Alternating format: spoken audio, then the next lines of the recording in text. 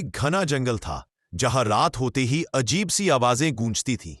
गांव वाले कहते थे उस जंगल में चांदनी डायन रहती है। वह केवल पूर्णिमा की रात को दिखाई देती। सफेद लंबे बाल, लाल चमकती आंखें और हवा में तैरता हुआ उसका काला साया। एक दिन रिया नाम की एक लड़की, जो इन बातों पर विश्वास नहीं करती थी, जंगल में खो गई। जैसे जैसे चांद ऊपर आया, हवा ठंडी होने लगी और पेड़ों के पीछे से कानों में फुसफुसाहट सुनाई देने लगी। ये मेरा इलाका है। रिया डर गई, पर हिम्मत रखकर आगे बढ़ी। तभी अचानक उसके सामने एक बूढ़ी औरत दिखाई दी, झुकी हुई, हाथ में एक टूटी लालटेन लिए। उसने धीमी आवाज में कहा, बेटी, तुरंत यहां से निकल जाओ, आज चांदनी की रात है। रिया पीछे मुड़ी ही थी कि एक तेज चीख जंगल में गूंज उठी। बूढ़ी औरत ने रिया को पकड़कर एक पुराने खंडहर में छिपा दिया।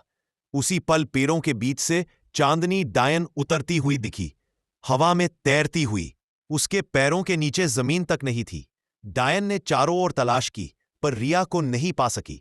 कुछ देर बाद वह कड़वाहट भरी हंसी छोड़कर रात में गायब हो गई। सुबह हुई तो बूढ़ी औरत भी कहीं नहीं थी, मानो वो सिर्फ रिया की जान बचाने के लिए ही आई थी।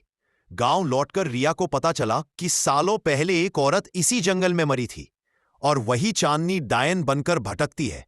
शायद वही बूढ़ी औरत उसकी आत्मा का अच्छा रूप थी, जो लोगों को बचाने आती है। उस दिन के बाद रिया ने कभी जंगल की तरफ कदम नहीं बढ़ाया और गांव वाले आज भी कहते हैं कि पूर्णिमा की रात को उस जंगल से हंसी की गूंज अब भी सुनाई देती है।